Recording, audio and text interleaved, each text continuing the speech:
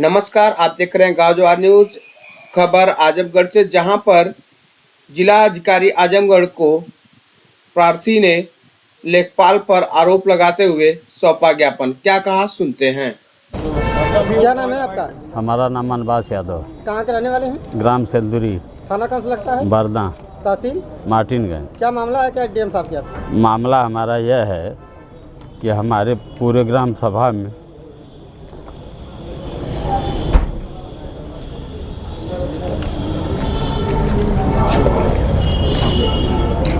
बोलिए। 2 नंबर सब गाँव सभा कहे तो भाव कहे होते सही बताओ।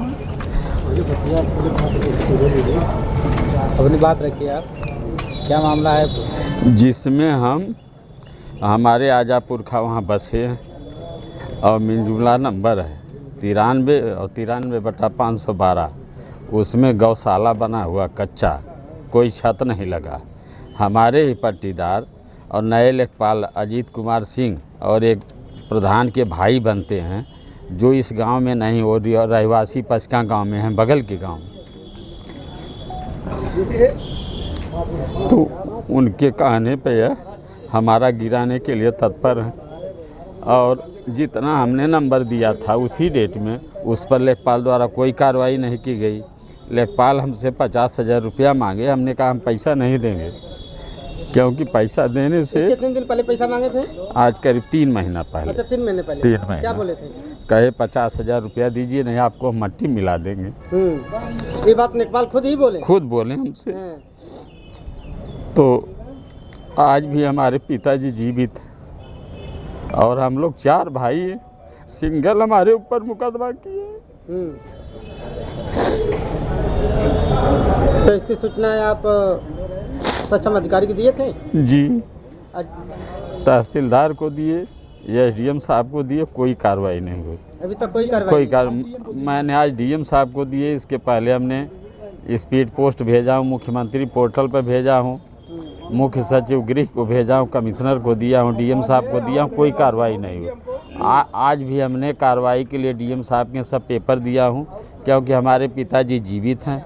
जीवित रहने के बाद हम लोग अपने पिता के 4 भाई, हमारे पिता के तरफ से दीवानी भी दाखिल किया गया और वहाँ मेरा पहले कच्चा हमारे आजा पुरखा का मकान था। मकान जब वहाँ से दूसरी जगह बन गया तो बनने के बाद हम लोग वहाँ खपड़ैला आज 50 साल से जानवरों के लिए, गौशाला के लिए बनाए हैं।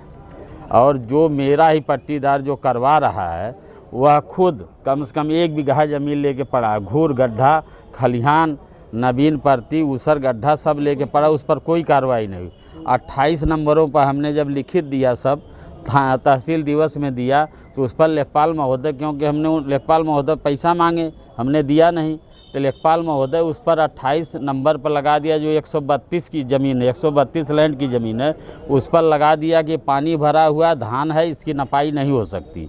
और हमने जब नहीं दिया तो हमारे ऊपर 11 दिन में टोटल कार्रवाई हुई है और 67 की, और मुकदमा न्यायालय में चल रहा है। मुकदमा तहसीलदार की यहाँ चल रहा है।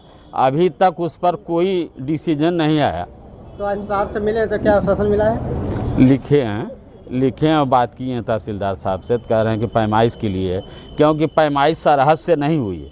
अगर तीनों सरहद से पैमाइश हो जाए और मिंजुमला नंबर है, तीनों सरहद से पैमाइश हो जाए, तब ने इसके बाद मालूम होगा कि मैंने क्या लिया, क्या दिया, और अभी हम क्या लिए। मेरे पिताजी जीवित हैं, उनके नाम से करना चाहिए।